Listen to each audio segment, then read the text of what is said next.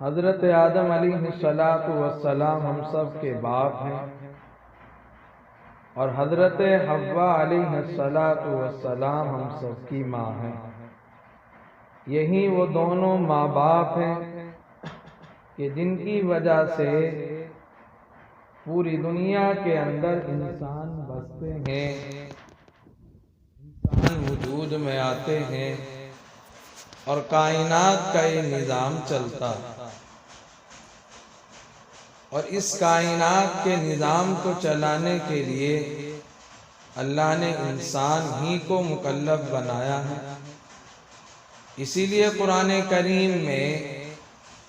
انسانوں کے ساتھ ساتھ جنات کا بھی تذکرہ ہے کہ وہ بھی اللہ کے مکلف ہیں، اور دنیا کی اور کائنات کی تمام چیزیں انسان اور جنات کے فائدے کے لیے پیدا کی گئی۔ انسان بھی جنات بھی کائنات سے فائدہ اٹھاتے ہیں، فائدہ حاصل کرتے ہیں، اپنی ضرورتیں پوری کرتے ہیں، لیکن یہ کائنات کی تمام چیزیں مکلف نہیں ہیں، بلکہ مکلف انسان اور جنات کی ذات۔ اور اسی کا اللہ نے قرآن میں بھی اور پیغمبر علیہ السلام نے احادیث مبارکہ میں بھی اسی کا حکم بیان کیا۔ سنتی ہیں تعلیمات میں، اسی طرح بیانات میں، اسی طرح کتابوں میں آپ پڑھتی ہیں کہ دین کیا ہے اور کس مقصد کے لیے اللہ نے انسان کو دنیا کے اندر بھیجا۔ یہ دنیا اور دین جو ہمارے اور آپ کے سامنے موجود ہے، اس میں جہاں مرد کی ضرورت ہے، وہیں اس کائنات کو نظام کو چلانے کے لیے اور دین کے نظام کو چلانے کے لیے عورت کی بھی اسی طرح ضرورت ہے۔ اس لیے قرآن کریم نے بھی ان عورتوں کو ذکر کیا جنہوں نے دین کے معاملے میں پیش قدمی کی اور جنہوں نے وہ مقام حاصل کیا کہ جو مقام مردوں کو بھی نصیب نہیں ہے۔ قرآن کریم نے عورتوں کے نام کا ذکر کیا، حضرت مریم کا ذکر کیا، فرعون کی بیوی کا ذکر کیا، اسی طرح حضرت مریم کی ماں کا بھی تذکرہ کیا اور ان کے ایمان کا بھی تذکرہ کیا، ان کے دین کا بھی تذکرہ کیا، ان کے عقیدے کا بھی تذکرہ کیا اور ان کی محنت کا بھی تذکرہ کیا، اور دنیا کو، انسانوں کو یہ سبق دیا ہے کہ یہ تمہارے لیے نمونہ ہے، انہیں دیکھ کر تمہیں زندگی گزارنا۔ یہی وجہ ہے کہ قرآن کریم نے جہاں گھر کو سکون کا ذریعہ قرار دیا ہے، وہیں قرآن کریم نے عورت کو بھی سکون کا ذریعہ قرار دیا۔ وَمِنْ آيَاتِهِ أَنْ خَلَقَ لَكُم مِّنْ أَنفُسِكُمْ أَزْوَاجًا لِتَسْكُنُوا إِلَيْهَا، کہ جس طرح انسان گھر کے باہر چاہے کتنے کام سے کیوں نہ چلا جائے اور چاہے دنیا کی ہر ضرورت کو پورا کر لے، ہر فائدہ اٹھا لے، لیکن اسے سکون نصیب نہیں ہوتا، لیکن اگر وہ گھر کے اندر آ جاتا ہے تو اسے سکون نصیب ہوتا ہے۔ اسی طرح عورت بھی یہ سکون کا ذریعہ ہے، خوشی کا ذریعہ ہے۔ قرآن کریم نے عورت کو بھی سکون کا ذریعہ قرار دیا، لیکن یہ سکون اس وقت ہوتا ہے جب گھر کے اندر عورت، چاہے وہ بیوی کی شکل میں ہو، ماں کی شکل میں ہو، بہن کی شکل میں ہو، اس کے چہرے پر مسکراہٹ ہو، سامنے والے کا ادب موجود ہو، دل کے اندر خوشی پیدا ہو۔ اگر یہ چیزیں ہیں تو پھر وہ عورت سکون کا ذریعہ ہو جاتی ہے انسان کے لیے، کہ جب شوہر گھر میں آتا ہے، بیوی خوشی کے ساتھ پیش آ جائے تو پھر یہ مرد کے لیے، شوہر کے لیے یا ماں کا اپنے بیٹے کے لیے اس طرح پیش آنا اس کے لیے جنت کا ذریعہ، سکون کا ذریعہ بن جاتا ہے۔ لیکن اگر عورت چڑچڑی ہو، مزاج سخت ہو، اسی طرح شکوے شکایت کی عادت ہو، غیبت اور چغلی اس کا مقصد ہو، تو گھر کے اندر کتنا ہی سامان کیوں نہ موجود ہو، پتھر لگے ہوں، ایئر کنڈیشن کمرہ ہو، ٹیلے لگی ہوں، سونے اور زیورات پڑے ہوئے ہوں، اگر یہ سب چیزیں ہیں لیکن گھر کی عورت بد مزاج ہے، اکڑ اور تکبر اس کے اندر ہے، چڑچڑا پن اس کے اندر ہے، شکوے شکایت کی عادت اس کے اندر ہے، تو پھر وہ گھر سکون کا ذریعہ نہیں ہوتا ہے، پھر انسان باہر کا راستہ تلاش کرتا ہے، پھر انسان کا گھر دل میں نہیں لگتا۔ لیکن اگر عورت اچھے مزاج کی ہو، خوش مزاج کی ہو، اچھے طریقے سے بات کرنے والی ہو، مسکراہٹ کے ساتھ پیش آنے والی ہو، تو اگر وہ ٹوٹا پھوٹا مکان کیوں نہ ہو، جھوپڑی کیوں نہ ہو، وہ بھی انسان کے لیے سکون کا ذریعہ ہو جاتا ہے۔ اور یہ ایسی چیز ہے کہ ہم اور آپ اس کا مشاہدہ کرتے ہیں، ہماری اور آپ کی نگاہوں میں یہ چیزیں ہیں، ہماری اور آپ کی زندگی میں یہ چیزیں ہیں۔ کتنے آپ گھر اٹھا کے دیکھ اپنے ذہنوں میں تلاش کریں کہ وہ گھر کہ جہاں چڑچڑا پن ہو عورتوں میں، وہاں شوہر بیوی میں بات نہیں بنتی ہے، وہاں تکبر ہوتا ہے، غیبتیں چغلی ہوتی ہیں، بدگمانیاں ہوتی ہیں، تو بڑے سے بڑے گھر اجڑ جاتے ہیں، اور سونا اور چاندی مال و دولت کوئی کام نہیں آتا ہے، اور وہ گھر جہاں کچھ نظر نہیں آتا، غریبی کی زندگی ہے، فقیری کی زندگی ہے، ایک کھانے پر وہاں گزارا ہے، لیکن اگر وہاں صورتحال اچھی ہے شوہر اور بیوی کی، تو وہ گھر سکون کا ذریعہ ہو جاتا ہے، وہ گھر بسنے کا ذریعہ ہوتا ہے، اور ایسے گھر بسائے جاتے ہیں، ایسے گھر اجاڑے نہیں جاتے۔ اس لیے یہ وہ چیز ہے جو ہمارے معاشرے کے لیے اور ہمارے سماج کے لیے اور ہر عورت کے لیے، ہر گھر کے لیے سکون کا ذریعہ ہونا چاہیے۔ اس پر ہر ماں کو، ہر بہن کو توجہ دینی چاہیے کہ ہم جس گھر کے اندر رہتے ہیں، ہمارے رہنے کا طریقہ کیا ہے، بولنے کا طریقہ کیا ہے، ہمارا مزاج کیا ہے، اور ہم گھر کو کیسے جنت بنا سکتے ہیں، کیسے سکون کا ذریعہ بنا سکتے ہیں، کیسے راحت و آرام کا ذریعہ بنا سکتے ہیں، یہ وہ اپنے آپ میں سوچے، غور و فکر کریں، اور جو کمیاں ہیں اس کے اندر ان کمیوں کو تلاش کریں، اور کمیوں کو تلاش کرنے کے بعد ان کو دور کرنے کی کوشش کریں۔ قرآن کریم نے جن عورتوں کا تذکرہ کیا تو جہاں ان کی دینی حالت کو اور ان کے عقیدے کی حالت کو بیان کیا، وہاں قرآن کریم نے ان کی زندگی کی حالت کو بھی بیان کیا۔ یہی وجہ ہے کہ حضرت مریم وہ عورت ہے اور وہ ماں کہلاتی ہیں اس کائنات میں، کہ پیغمبر علیہ السلام فرماتے ہیں کہ 4 عورتیں ایسی ہیں کہ جن کو اللہ نے عقل سلیم عطا کی ہے، کامل عقل عطا کی ہے، تو ان میں حضرت مریم کا نام آتا ہے، اسی طرح حضرت خدیجہ کا نام آتا ہے، حضرت عائشہ رضی اللہ تعالیٰ عنہ کا نام آتا ہے، حضرت آسیہ کا نام آتا ہے۔ یہ وہ عورتیں اور ہم سب کی مائیں ہیں، امہات المؤمنین ہیں، کہ جن کا تذکرہ قرآن کریم نے بھی ذکر کیا اور احادیث مبارکہ میں ان کا تذکرہ آتا ہے۔ لیکن ہمیں اور آپ کو ان کی زندگی کو پڑھنا چاہیے اور ان کی زندگی سے سبق حاصل کرنا چاہیے کہ ان کی زندگی کیا تھی کہ قرآن کریم نے ان کو اپنے یہاں جگہ دی ہے اور ان کا مقام جنت میں ہونا بیان کیا ہے، وہ کیا وجہ ہے اور کیا زندگی انہوں نے گزاری ہے۔ ہمیں اور آپ کو سوچنے اور سمجھنے کی ضرورت ہے اور ان کے حالات کو پڑھنے کی ضرورت ہے۔ مذہب اسلام میں بنیادی کردار ادا کرنے والی ہم سب کی ماں حضرت خدیجہ رضی اللہ تعالی عنہا ہے۔ آپ جانتی ہیں کہ یہ وہ حضرت خدیجہ ہیں کہ پیغمبر علیہ السلام کے پاس میں نکاح کا پیغام بھیجتی ہیں۔ 40 سال کی عمر ہے اور پیغمبر علیہ السلام کی 25 سال کی عمر ہے۔ ان کے پاس بڑے بڑے مالداروں کے اور رئیسوں کے اور سرداروں کے، جو مکے کے سردار کہلاتے ہیں، ان کے رشتے آتے ہیں، لیکن ان سارے رشتوں کو ٹھکرا کر یہ رشتہ دیتی ہیں جناب محمد رسول اللہ صلی اللہ علیہ وسلم۔ آپ علیہ السلام نے رشتہ نہیں بھیجا، حضرت خدیجہ رشتہ بھیجتی ہیں۔ اور آپ دیکھیے کہ انسان کیونکہ خواہش کا پتلا ہے، وہ چاہتا ہے اور آپ جب رشتہ تلاش کرتے ہیں جاتے ہیں تو ہر عورت چاہتی ہے، ہر گھر کا آدمی چاہتا ہے کہ اسے خوبصورت بیوی ملے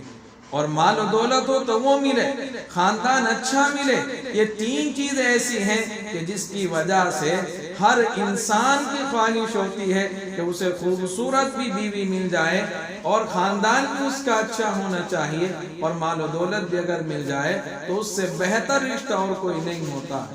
پیغمبر علیہ السلام کے پاس جو رشتہ آتا ہے حضرت خدیجہ رضی اللہ تعالیٰ عنہ کا وہ رشتہ ہے کہ مکے میں سب سے زیادہ خوبصورت ہیں آپ، سب سے زیادہ مالدار ہیں آپ، اور اسی طرح بڑے اونچے خاندان، سید خاندان کی آپ ہیں۔ یہ تینوں چیزیں، حسب بھی ہے، نسب بھی ہے، جمال بھی ہے اور دولت بھی ہے، یہ ساری چیزیں پیغمبر علیہ السلام کی جھولی میں آتی ہیں اور آپ کے پاس پیغام آتا ہے۔ آپ اپنے چچا خواجہ ابو طالب سے مشورہ کرتے ہیں اور اس کے بعد آپ کا نکاح ہو جاتا ہے۔ خواجہ ابو طالب آپ کا نکاح پڑھاتے ہیں۔ ورقہ بن نوفل جو آپ کے حضرت خدیجہ کے چچا کہلاتے ہیں وہ بھی اس گواہوں میں شریک ہیں۔ حضرت صدیق اکبر رضی اللہ تعالیٰ عنہ کا نام آتا ہے، وہ بھی یہاں گواہوں میں شریک ہے۔ یہ نکاح ہو جاتا اور پیغمبر علیہ السلام ساتھ میں رہتے ہیں۔ 25 سالہ زندگی پیغمبر علیہ السلام نے حضرت خدیجہ رضی اللہ تعالیٰ عنہ کے ساتھ گزاری۔ اس وقت تک کوئی اور دوسری بیوی نہیں تھی۔ حضرت عائشہ رضی اللہ تعالیٰ عنہ فرماتی ہیں کہ حضرت خدیجہ کا انتقال ہو جاتا اور آپ کے ازواج مطہرات ہیں، دنیا کے اندر ہیں، بڑی حسین و جمیل ہیں، علم والی ہیں، اونچے خاندان کی ہے۔ کہتی ہیں کہ مجھے سب سے زیادہ غیرت اگر اپنی سوتنوں میں کسی سوتن سے آتی تھی تو حضرت خدیجہ رضی اللہ تعالیٰ عنہ۔ وہ کہتی ہیں کہ پیغمبر علیہ السلام جب بھی تذکرہ کرتے اپنی ازواج، اپنی بیویوں کا، تو حضرت خدیجہ کا نام سب سے پہلے آتا۔ ایک مرتبہ مجھے غصہ آیا اور میں کہنے لگی، اے اللہ کے نبی، آپ ایک بوڑھی عورت کا تذکرہ کرتے ہیں جو 2 شوہروں کے پاس پہلے نکاح میں رہ چکی ہیں، جو بیوہ تھی، آپ ان کا تذکرہ کرتے ہیں۔ اب تو وہ دنیا کے اندر بھی نہیں ہے، آپ ان کا تذکرہ کرتے ہیں۔ آپ تذکرہ کریں ان کا جو زندہ ہے، جو آپ کے ساتھ رہتی ہیں، آپ کے ساتھ اٹھتی اور بیٹھتی ہیں، جو آپ کی خدمت کرتی ہیں، آپ ان کا تذکرہ کریں۔ لیکن آپ ایک بیوہ عورت کا تذکرہ کرتے ہیں۔ حضرت عائشہ رضی اللہ تعالیٰ عنہ بیان کرتی ہیں کہ میرا یہ کہنا تھا، پیغمبر علیہ السلام غصہ ہو گئے، آپ کا چہرہ انور سرخ ہو گیا اور آپ نے کہا، عائشہ تم جانتی ہو ان کا مقام کیا ہے؟ آپ کا وہ جملہ تاریخ میں آج بھی لکھا ہوا ہے، سنہرے حروف کے ساتھ وہ جملہ موجود ہے۔ آپ فرماتی ہیں کہ پیغمبر علیہ السلام نے اس موقع پر وہ جملہ کہا تھا، وہ کہتے عائشہ تم کیا جانو، جس وقت مکہ المکرمہ میں سرزمین عرب کے اندر تمام دنیا میری دشمن بن چکی تھی اور ساری کائنات کے لوگ میری جان کے دشمن تھے، میری جان لینے کے اوپر تلے ہوئے تھے، اس موقع پر اگر اسلام کا اور آپ کے نبی یعنی تاجدار مدینہ جناب محمد رسول اللہ صلی اللہ تعالیٰ علیہ وسلم کا اگر ساتھ دیا ہے تو حضرت خدیجہ رضی اللہ تعالیٰ عنہ ہے۔ اے عائشہ اس موقع پر حضرت خدیجہ نے مال کے ساتھ میں، جان کے ساتھ میں جو میرا ساتھ دیا وہ کسی نے نہیں دیا ہے۔ یہ خدیجہ صرف میری محسنہ نہیں ہے، میرے اوپر احسان کرنے والی نہیں ہے، بلکہ یہ اسلام کے اوپر، انسانیت کے اوپر احسان کرنے والی ہے۔ یہ مقام ہے حضرت خدیجہ کا، اپنی زندگی گزاری پیغمبر علیہ السلام کے قدموں میں رہتے ہوئے، پیغمبر علیہ السلام کی محبت میں اللہ نے وہ مقام دیا ہے کہ پیغمبر علیہ السلام کہتے تھے الاولا فالاولا، کہ پہلا مقام تو حضرت خدیجہ کا ہے۔ بیوہ ہونے کے باوجود پیغمبر علیہ السلام کی خدمت کرتی ہیں اور آپ ان کا مقام، ان کا تذکرہ اس طرح کرتے ہیں کہ دوسری بیویوں کو بھی غیرت آتی ہے اور وہ چاہتی ہیں کہ ان کا مقام بھی اسی طرح ہو جائے جیسا مقام حضرت خدیجہ رضی اللہ تعالیٰ عنہ۔ اس لیے ہمیں اور آپ کو جو مائیں اور بہنیں جو بات سن رہی ہیں، ہمیں چاہیے کہ ہم ان کی سیرت پڑھیں، ان کا واقعہ پڑھیں، ان کی زندگی پڑھیں، اور ہم دیکھیں کہ ان کا مقام یہ کیسے نصیب ہوا، ان کو یہ حوصلہ کیسے ملا، اور اسلام کے اوپر انہوں نے کیا کیا چیزیں نچھاور کی ہیں، کیا کیا قربانیاں دی ہیں، اور اس قربانی کے نتیجے میں اللہ ان سے راضی ہوا ہے، اور پھر ان کو رضی اللہ عنہا کا لقب ملا ہے کہ اللہ حضرت خدیجہ سے راضی ہے۔ یہ چیزیں ہمیں اور آپ کو پڑھنے کی ضرورت ہے، اور اس طرح کے بیانات سننے کی بھی ضرورت ہے کہ ہماری اور آپ کی زندگی تبدیل ہو۔ ہم یہ واقعے پڑھتے ہیں اور یہ باتیں سنتے ہیں، ہمارے دلوں کے اندر ایک رغبت پیدا ہونی چاہیے، ایک شوق پیدا ہونا چاہیے دین کا، اور ہم اور آپ دین کے مطابق چلنے کی کوشش کرنے والے ہو جائیں۔ یہی واقعے ہمیں اور آپ کو سبق دیتے ہیں۔ لیکن افسوس کے ساتھ یہ بات کہنی پڑتی ہے کہ ہم اور آپ نے ان صحابیات کے واقعوں کو تو بہت دور چھوڑ دیا۔ ہم پڑھنا پسند نہیں کرتے، ہم دین کی بات سننا پسند نہیں کرتے ہیں۔ ہم نے تو سماج کو اتنا خراب کر لیا ہے، ہم نے تو گھروں کو اتنا برباد کر لیا ہے کہ اگر کوئی گھر کے اندر کوئی حالت آ جائے تو ہم ایسی چیزیں اور ایسی باتیں بیان کرتے ہیں جس سے ہمارے ایمان کے جانے کا خطرہ محسوس ہونے لگتا ہے۔ آج ہر ماں، ہر بہن کو یہ ضرورت ہے کہ وہ گھر کے اندر اگر ماں ہے تو اپنی بیٹیوں کی اس طرح تربیت کرے کہ وہ تربیت ایسی ہو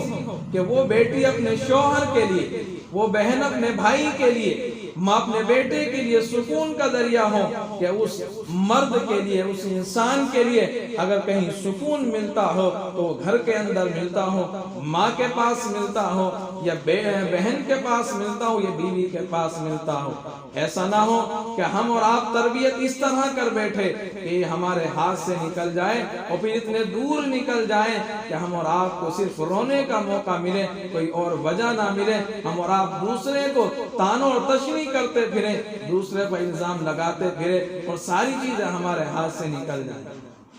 آج ہمارے معاشرے میں یوں تو بہت ساری خرابیاں ہیں، لیکن ایک خرابی کی بات گھر کی یہ ہے،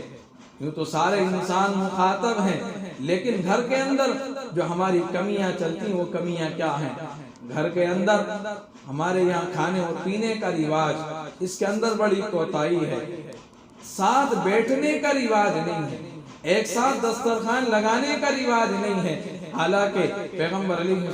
السلام کا طریقہ یہ ہے اور سنتی نظام یہ ہے کہ گھر کے سارے افراد مل کر ایک دسترخوان پر کھانا کھائے۔ اس سے آپس میں محبت ہوتی ہے، تعلق ہوتا ہے، آپس کی نفرتیں ختم ہوتی ہیں، آپس کی دوریاں ختم ہوتی ہیں۔ ہم نے اس اہم سنت کو بھی اپنے گھر سے نکال دیا ہے، اور اس کی ذمہ داری جہاں مرد پر عائد ہوتی ہے وہاں سب سے زیادہ اس کی ذمہ دار عورت ہوتی ہے، گھر کی ذمہ دار ہوتی ہے۔ اسے چاہیے کہ اپنے گھر کے اندر اس سنت کو زندہ کرے تاکہ گھر کے اندر جو دوریاں ہیں، ایک دوسرے سے جو ناک چڑھانے والا معاملہ ہے، ایک دوسرے سے جو نفرتیں ہیں، وہ نفرت محبت میں تبدیل ہو جائے۔ اسی طرح دوپہر کا وقت ہو یا شام کا وقت ہو، کھانا اسی انداز کے ساتھ کھائے۔ اسی طرح اپنے گھر کے اندر تعلیم ہونی چاہیے، کچھ نہ کچھ وقت نکال کر سارے گھر کے افراد بیٹھنے چاہیے اور کچھ نہ کچھ دین کی بات ہو جانی چاہیے، چاہے کھانے کے بعد ہونی چاہیے یا کھانے کے وقت ہونی چاہیے، کچھ نہ کچھ بات دین کی ہونی چاہیے جس سے دین کا شوق اور جذبہ پیدا ہونا چاہیے۔ دوسری بات یہ ہماری ماں اور بہنوں کے لیے کہ اپنی بچیوں کی تربیت اس طرح کریں کہ ان کے اندر دین کا جذبہ پیدا ہو، ایمان کی محبت ان کے دلوں میں نصیب ہو۔ ایسی تربیت کرنا ہر ماں کی ذمہ داری ہوتی ہے۔ اگر یہ بچی آگے چل کر ہمارے ہاتھ سے نکلتی ہے تو اس کی ذمہ دار بھی ہم ہوتی ہیں۔ آج ہمارا معاشرہ کیا ہے کہ جب چھوٹی بچیاں ہوتی ہیں، ماں ان کا جنم دن مناتی ہیں، کیک کاٹے جاتے ہیں، یہ شروعات ہم نے کی ہے۔ اسی طرح وہ کپڑے ان کو پہنائے جاتے ہیں جن کپڑوں کے بارے میں پیغمبر علیہ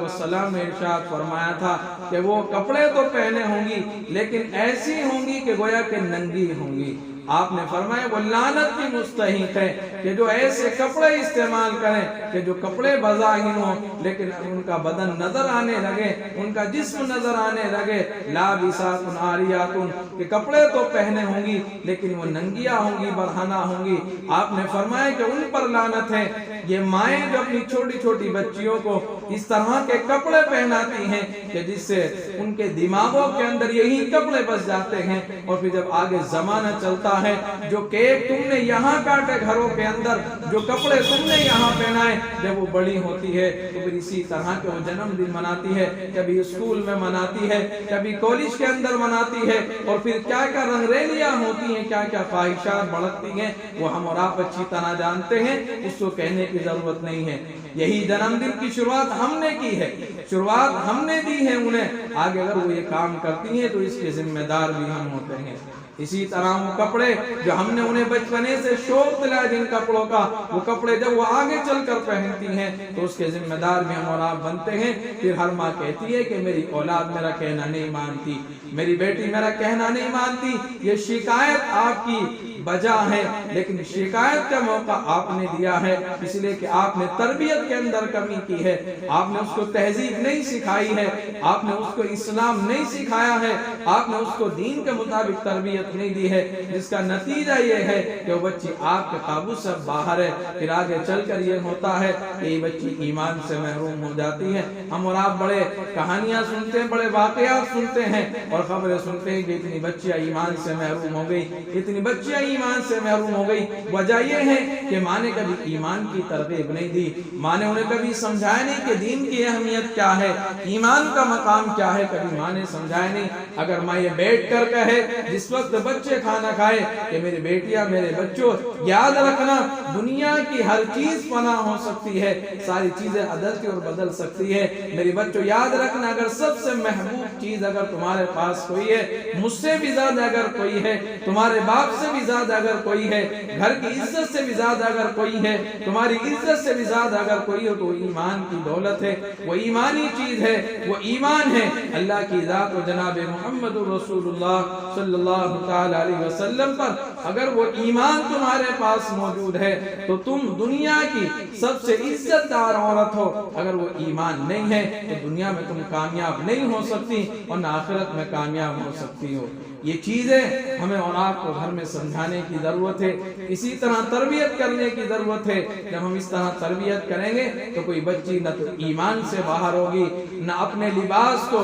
नंगापन महसूस करेगी, न वो कभी स्कूल कॉलेजों के अंदर अपने जन्मदिन मनाएगी, न वो इस तरह की हरकतें करेगी जो हमारे और आपके सामने आती हैं। इसीलिए अगर इनसे हमें और आपको अपनी बच्ची की इज्जत को महफूज करना है, उसके ईमान को महफूज करना है, तो इसके लिए सबसे बड़ी जरूरत माँ की होती है, जिम्मेदारी माँ की है कि वो इस तरह इस सूरत हाल पर शुरू ही से गौर व फिक्र करे और अपनी बच्चों की और बच्चों की तरबियत इसी अंदाज से करें कि वो इस तरह के गुनाहों से, इस तरह के ख्वाहिशात से और इस तरह के हराम कामों से अपनी जिंदगी को बाज रखने की कोशिश करें।